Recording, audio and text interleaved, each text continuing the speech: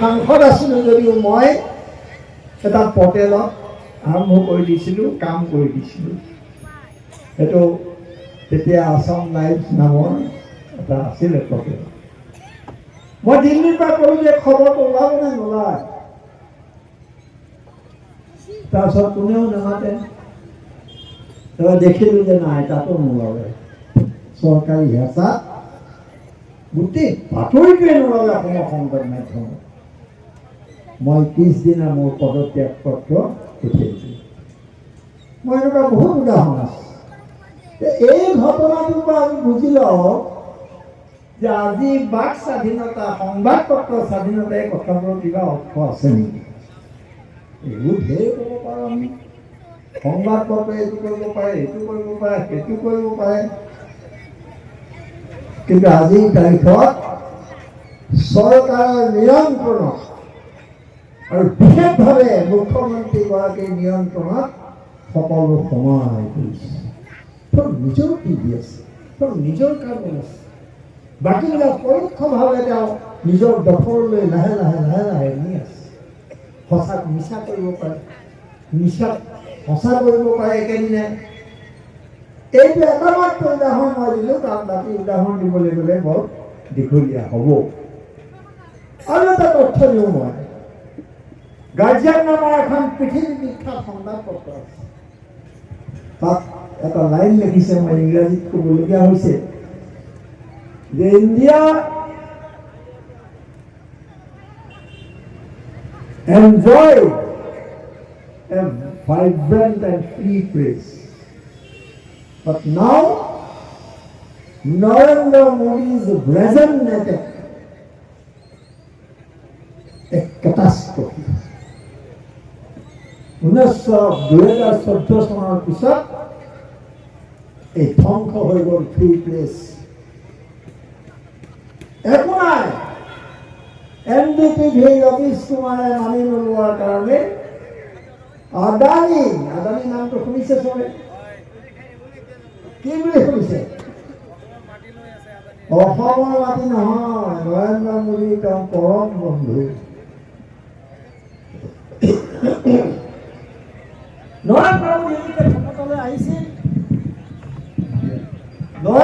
যেতিয়া ক্ষমতালৈ আহিছিল, তেতিয়া তেওঁৰ স্থান আছিল ধনী মানুহৰ তালিকাত 609, 609। কথাবোৰ শুনি ভাল পাইছে নে অলপ বেয়া পাইছে?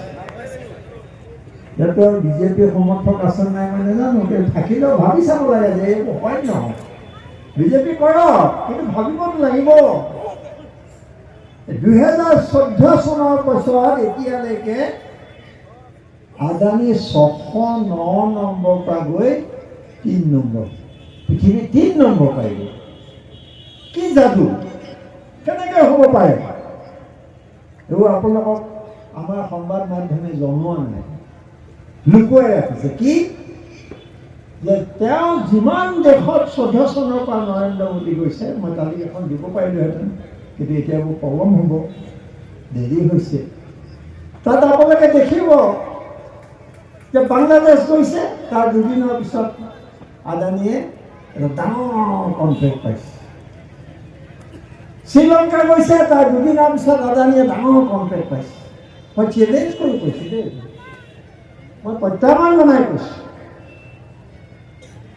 গতিকে ইয়াত বহুত অধিবক্তা আছে, লেখক আছে, তেওঁলোকে মোক নহ'লে ক'ব পাৰিব যিহেতু আপুনি ভুল কৈছে, মই মানি লওঁ। তাৰপিছত তেওঁ কানাডা গৈছে, কানাডাত তেওঁ ঠিকা পাইছে দুদিনৰ পিছত।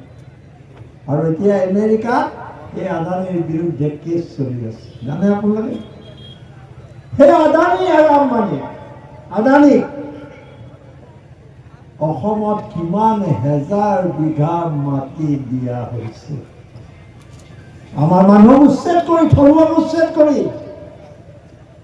আৰু হিন্দু মানুহক একত্ৰিত কৰিবৰ কাৰণে হিমন্ত বিশ্ব শৰ্মাই দিনে নিশা কৈ আছে যে মই মিয়াৰ মাটি উচ্ছেদ কৰিছোঁ। কোনো হিন্দু মানুহৰ মই উচ্ছেদ, সেইটো পৰ্যায়লৈ মুখ্যমন্ত্ৰীগৰাকী গুচি গৈছে। আমি ক'ত বাস কৰিছে? প্ৰশ্নটো কিয় হোৱা নাই? আজি আদানী হাজাৰ হাজাৰ বিঘা মাটি অসমত চৰকাৰে দিয়ক মাটি, কিন্তু আমাৰ মানুহক থলুৱা মানুহক উচ্ছেদ কৰি তেনেকে দিছে মাটি। এইটোতো ডাঙৰ কথা। এই আদানী এতিয়া হিমন্ত বিশ্ব শৰ্মা পৰম বন্ধু আৰু দুইজনে মিলি অসমৰ মাটিবোৰ এফালৰ পৰা দখল কৰি নি আছে। এইখনেই অসম, এইখনেই দেশ। আৰু এটা সৰু তথ্য দিম, 180খন দেশৰ ভিতৰত এটা পৰীক্ষা চলোৱা হৈছিল। তাত 140 নে 42 নম্বৰ ভাৰতবৰ্ষৰ স্থান সংবাদ পত্ৰৰ স্বাধীনতাৰ ওপৰত আক্ৰমণ। আমি সেইটো সময়ত এখন পাতিছোঁ। কি ক'ম এইখনত থিয় হৈ মই ক'ম নেকি যে সংবাদ পত্ৰই সাংবাদিকে সমাজ সেৱা কৰিব লাগে, সমাজৰ উন্নতি সাধিব লাগে? হয়, কৰিব লাগিব, সমাজৰ উন্নতিৰ কাৰণে কাম কৰিব লাগিব, কিন্তু সমাজৰ উন্নতি এচাম মানুহে তেওঁলোকৰ মুঠি লৈ গৈছে।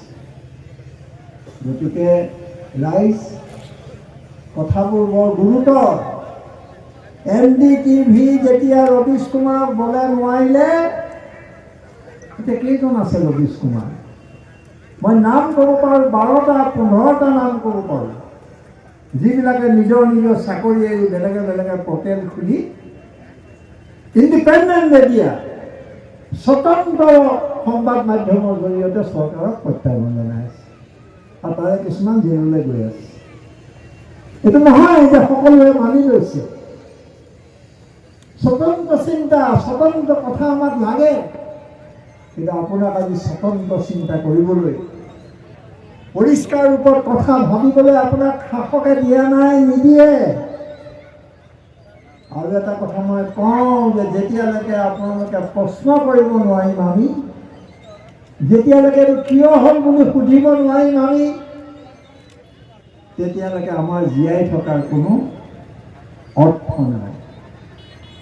আৰু বাক স্বাধীনতাৰো কোনো অৰ্থ নাই যদি আমি সুধিব নোৱাৰোঁ, প্ৰশ্ন কৰিব নোৱাৰোঁ। এই সাংবাদিকে এদিন মুখ্যমন্ত্ৰীক প্ৰশ্ন কৰিবলৈ গৈ কিমান গালি খালে সংবাদ মাধ্যমত ওলাইছিলে। গতিকে ইয়াৰ বিৰুদ্ধে আমি যুঁজিব লাগিব, কিছু ত্যাগ স্বীকাৰ কৰিব লাগিব, মনত সাহস গোটাব লাগিব, আৰু নহ'লে আমি এনেকৈ থাকি যাম আৰু এচাম মানুহে আমাক ধ্বংসৰ মুখলৈ ঠেলি আমাক শেষ কৰি পেলাব। আজি নিৰ্বাচন জিকিবলৈ হিমন্ত বিশ্ব শৰ্মাৰ বিজেপি এটাই এজেণ্ডা, নামত মিয়া বুলি কৈছে। মিয়া কোনেও নাজানে কি বস্তু, মিয়া সম্পৰ্কে ধাৰণা নাই, কিন্তু এনেকুৱা কৰি দিছে আকাশ বতাহ, মিয়া মিয়া মিয়াজন সৌ আহি আছে, অকণমান তাৰ কোঠাৰ লৈ মাৰিব। এতিয়া এই মিয়া মানে তেওঁ বুজাইছে আচলতে সমগ্ৰ মুছলমান সমাজ।